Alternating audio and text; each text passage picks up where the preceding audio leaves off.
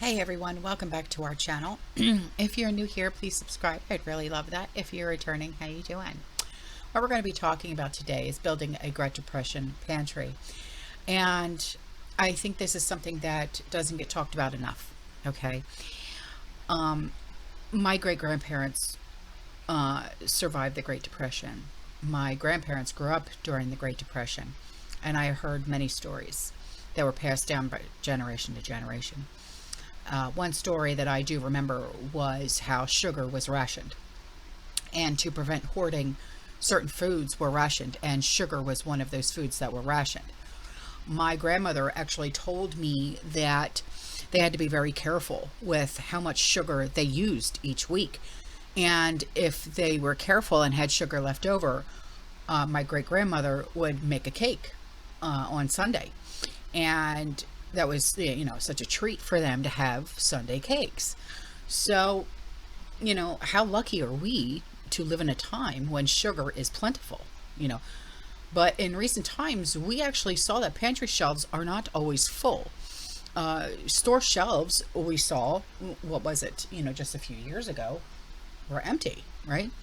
So, if my grandmom or even my great grandmom was alive right now, she would tell me to prepare because another depression can come at any moment.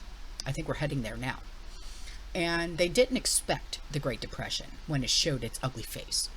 And chances are we're not going to get a memo, when the next one hits. So what is a Great Depression pantry? The pantry that our grandparents or great grandparents would have had during the Great Depression looks much different than what we have. Even though we are people of the prepared mind, it's much different. Back then, packaged foods, quick meals, they were too expensive or they were just unavailable at that time. They didn't buy repackaged snacks for their kids. My grandmom told me that her mom, my great grandmom, cooked 3 meals every day, and cooking from scratch was the way of life. Creating a pantry that is similar to what our grandparents or great grandparents had saves a lot of money. So if you're ready to get started with building your pantry, there are some tips to go by and to remember. If you look into pantries during the Great Depression, you wouldn't find packages of cookies or cans of biscuits in the fridge. No. They typically did not even have refrigerators during this time anyways. Instead, you would find the basics to make what you need, and foods were bought in what we would consider bulk today. They bought ingredients rather than ready-mades. And you can use this same price today. Skip pre-mades, go for versatile ingredients like honey, flour, sugar, salt, and other basic ingredients. So pretty much get back to basics in the kitchen, right? Gardening was a way of life years ago. My great-great-grandparents, they were farmers in Sicily. My great-grandparents, they also had a farm. My grandparents also had a farm. My grandparents, they had a horse farm. They also had vegetable farms, stuff like that. And it was in Morristown, New Jersey. My grandfather, he raised and trained horses. They also had cows, pigs, chickens, stuff like that. And I remember my mom telling me, because I was little, when I used to spend my summers on the farm, and I would run, I would go with my grandpa on his tractor, and doing the gardening and stuff like that. And she said I would get mad when I wasn't allowed to milk the cows. And I would name all the chickens, and my grandfather would get so mad at me. Now you can't name the chickens. And I would say, pop, and I would get pissed, and I get pop, and because he never wanted to name the chickens, because why? Because that was our food source. So there's so many stories I could tell you about when I was little. So I actually, I would watch my grandfather, with the pigs and stuff like that, and that was our food source. So I learned how to do those types of things when I was a kid. And we know, my grandparents have, they're both gone now, so that farmhouse is no longer in our family, but they grew all that food, and they grew as much food by gardening and raising animals and stuff like that. And my grandmother, she pressure canned and she water bath canned and stuff like that, and she would sell her sauce, for money and stuff like that. And I make my own sauce, I pressure can my own sauce and stuff like that. But there's, important lessons that I learned. And one important lesson that I learned was that you had to grow enough for 2 years. And my grandmother she would preserve everything, because you never knew when you would have a bad gardening season, and you needed to have enough to get you through the next season. So you might not have like the space in your garden or in your greenhouse like my grandparents did when they had vast majority of land. But growing a garden in general is extremely important if you want to be more self-sufficient. Build a well-stocked pantry without spending a lot of money, right? So meat was expensive, unless of course you had livestock, and some meat was actually rationed too, like bacon. So because my family, had a farm, they had the meat, but they had to make it last, right? So if you didn't have meat then, you would need to rely on beans as a source of protein and stretch the meat even further. And you could do this today with soups, casseroles, skillet meals, stuff like that. You could buy beans in bulk, grow them in your garden. They're a staple crop for your family. You can leave the beans dry in your pantry and learn how to can them at home. Now, think about how versatile dried beans are. You use them in chili. You can make chili without meat if you want. You can make ham and bean soup. All you need is water, ham bone, salt, onions, garlic, beans, blah. There it is, right? So the next thing is flour. It's a key ingredient for a lot of dishes, including bread. Bread fills bellies, and it's one of the first key ingredients that will fly off the shelves during an emergency.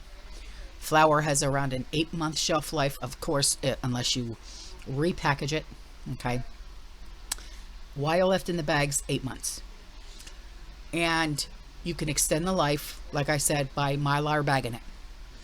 You can keep flour for about 5 years. Now, if you go about wheat berries and then you get a grinder, then you're good for a while, okay?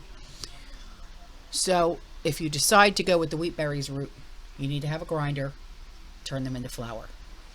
Now, let's talk about spices. Spices and seasonings change the game. I mean, we're talking about a whole new playoff season, all right? The right seasonings can turn into a boring bowl of oatmeal into a delicious, oh my God, meal that it's like, I can't stop eating it, okay? It was more challenging during the Great Depression to gather herbs, but growing herbs, there it is. That's important, okay? My grandmother, she grew dozens of herbs in her garden. You got to remember, we're Sicilian. Herbs were a way of life. She had herbs hanging all over the walls, drying out, okay? And she had parsley, oregano, I mean everything, thyme, rosemary, lavender. She had everything. And I mean everything in that farmhouse. Everything. I'll never forget that farmhouse. It was so beautiful. It was 2 stories. It was white with black shutters and a red door. I'll never forget it for as long as I live. I miss that house. I miss that house. I'll have to ask my mother if she has any pictures of it. But she always had herbs growing. Always. And she would bring them inside and she would dry them out. And man, that aroma, when I tell you, I'll never forget it. Even though I was a kid, I still remember that. But canning isn't the only method of food preservation, okay? It's one of the most commonly used, Granted, I don't recommend that you learn how to can from your grandparents, because a lot of methods that they used are proven to be dangerous. Not only did my grandparents can tons, but they also dehydrated food. They kept food shelf stable by dehydrating or fermenting. My grandmother, she fermented tons of cabbage into sauerkraut and pickled all of the bits of veggies. Now, canning, she did a lot of water bath canning, because she did a lot of like her sauce, the tomato sauce. All right. So now let's talk about sugar. Way back during the Great Depression, sugar was rationed, like I said. So it was hard to stockpile. Now is a great time to start stockpiling those large bags of sugar. If you go to Sam's or Costco or whatever, you can get, I think, like the largest bag I found was 25 pounds. And I think it was like $13 or something like that. So I would do that. If another depression hits again, having sugar stored will be extremely beneficial. Okay. You might also want to consider raising bees. I'm allergic to bees, so I ain't going to go that way. But I'm just saying. Bees provide you with honey, an alternative to sugar. Another idea is to, if you can, tap maple trees. If you have them on your property, you will need to gather all the supplies needed to tap maple trees on your property, but it's just another way, okay? Now, the Great Depression pantries always had a fat source. Do you save any fat? My one fat that I always save is bacon fat, okay? I have mason jars full of bacon fat. It's not very common nowadays for people to do this. Lard was a common source used in homes at that time, and they rendered the lard when they had their pigs butchered, okay? Tallow is another one. It's a beef fat. It's rarely used in cooking. A lot of people use it with making candles. But tallow is another one. You can also keep lard if you want. Call your local butcher to see if their customers want their lard. If they don't, see if they'll sell it to you. All right. You can also purchase lard online. Another option is to keep canola or veg oil or olive oil, sunflower oil, any of those things. Okay. Butter is also a good one to stock up on. It's not shelf stable, but put it in the freezer or turn it into ghee. Okay.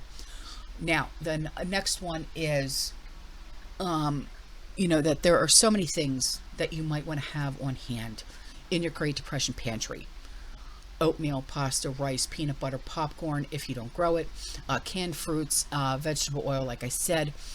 I should say that you can make pasta from, homemades with flour and eggs, but pasta is cheap to stockpile. I prefer not to use my eggs and flour to make pasta unless it's absolutely necessary. I only really make my homemades during the holidays. Okay. The next thing is something our grandparents knew how to do very well that we don't do, is learning to cook all parts of meat. Buying chicken breast is more expensive per pound than buying an entire chicken. If you have cash up front, buying like a half cow or a whole cow is a cost-effective method for getting your meat to your family. Make sure you get all the bones as well, so you can make your bone broth, stuff like that. If you roast a whole ham, use that ham bone to make your bean soup, your ham soup. Beef bones can be made to make, your beef bone broth. Use a chicken carcass to make your chicken broth, okay? Then you can take that broth and add it to your pantry. Now, learn to cook from scratch. Perhaps the key to everything is learning how to cook from scratch. Nowadays, we have it so much easier. We are spoiled brats, and we have different things that our grandparents and our great-grandparents did not have. The one is the Instapot.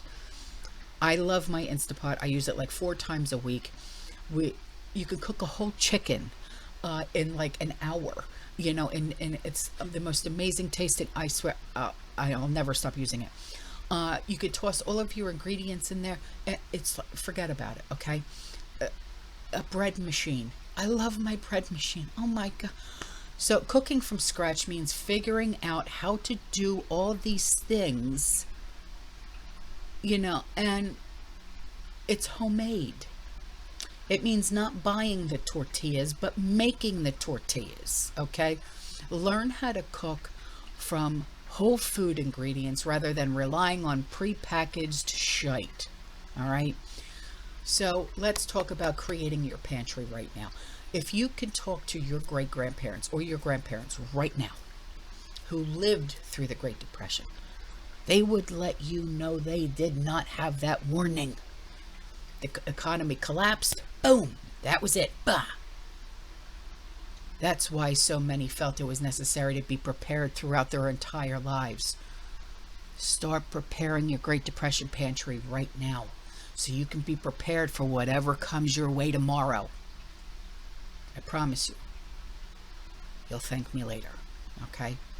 All right, guys, I'm out of here. I will see you in the next one. You stay safe, you stay positive, you keep prepping. And as always, fearless. Ciao.